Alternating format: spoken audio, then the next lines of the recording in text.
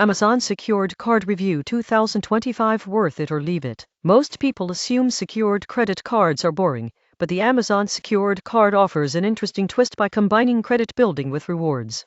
The surprising truth is that this card allows you to earn 2% back at Amazon.com and Whole Foods Market when you use it with an Amazon Prime membership, making it a practical choice for frequent Amazon shoppers. The card requires a refundable security deposit, which becomes your credit limit. Payments are reported to all 3 major credit bureaus, helping you build or rebuild credit over time. There's no annual fee, and interest rates are competitive for a secured card. For purchases outside Amazon and Whole Foods, you earn 1% cash back, which is better than many other entry-level secured cards. You can redeem rewards for statement credits, gift cards, or directly at checkout on Amazon, giving flexibility in how you use your earnings. The downside? If you don't shop regularly at Amazon or Whole Foods, the rewards may not be meaningful. It's also primarily a secured card, so interest rates are high if you carry balances. Verdict: worth it for Amazon Prime members who want to build credit and earn rewards. Leave it if you rarely shop on Amazon or want a general-purpose credit card.